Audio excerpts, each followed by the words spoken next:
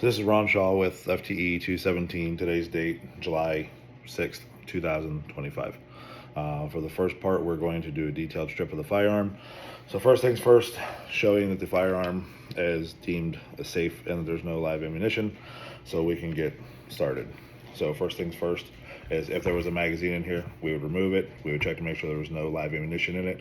If there was, we would take it to another room, clear of the space that we're working. So since there's no magazine in here, we can move right on to checking the action. I already have the bolt locked back, so we can do a visual and physical check of the chamber, making sure that there is nothing in the firearm and that the firearm is deemed safe to be worked on.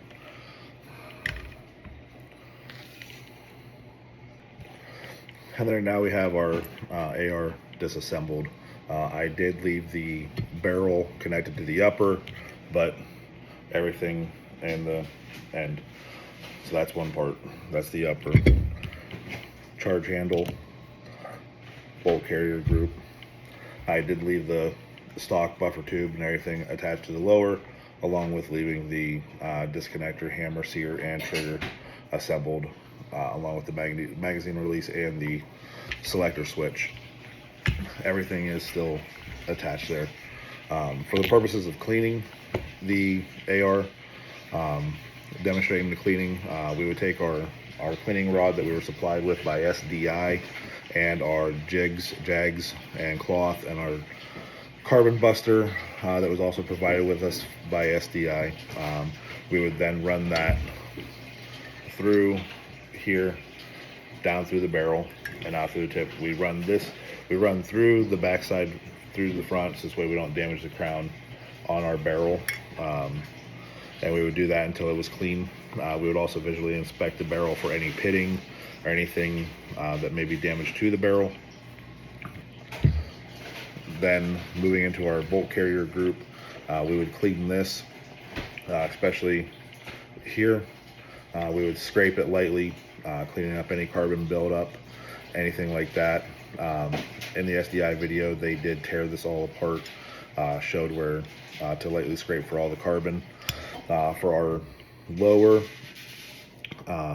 anywhere that we would see that would possibly need to be cleaned, but for the most part, this part doesn't get as dirty as the rest of the firearm.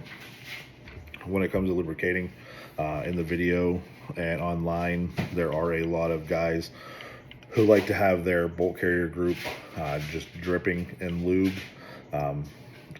For me, I don't believe that I would go that route.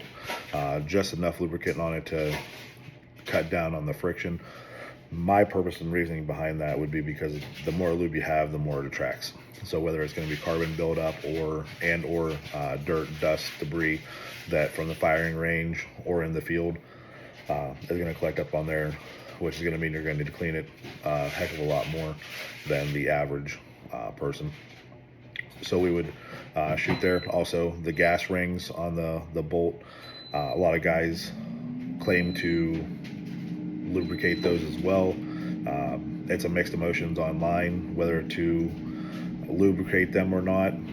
I don't see them being lubricated, although coming from the mechanic side of things, anytime we install O-rings or anything like that, we always lubricate them. So in this instance, I guess it wouldn't be any different.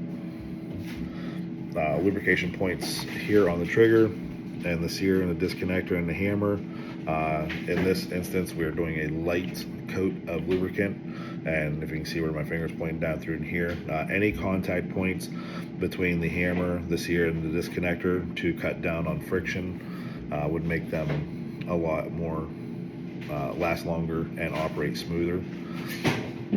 And the barrel, a lot of guys will put a thin coat of oil on the barrel and wipe it off afterwards just to keep it from rusting.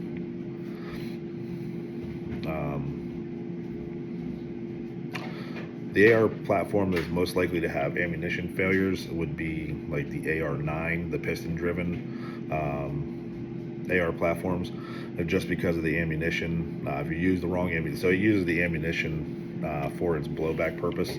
So when it comes down to it, if you have a round chamber that is not a heavy enough grain to blow back to cycle the action of the bolt to extract, eject, and feed the next round, that is where we're going to see a lot of our failures. As a gunsmith, is it important to shoot train customers on proper shooting principles? That's kind of a yes and no question. I always would, in my situation, I believe I would ask customers, just like anything that I've dealt with in the past, from sales, is this your first time? Are you comfortable? And then if it is obviously clearly that it is their first time, then yes, I would educate them on some shooting stance principles and give them the best opportunity of being successful with their firearm. And why is it important to understand firearms and accessories? It all depends on what you're using the firearm for. You don't want to be so front-loaded heavy with lights and lasers and foregrips and bipods and all of that. If you're trying to main focus is home defense, you want to be quick and light and accurate. When you start adding more accessories to your firearm, it becomes heavy, becomes harder to maintain and shoot, and it's just too bulky. You have to think of the safety of your family if and when that situation were to come about. So that is my reasoning on it, on why it's important.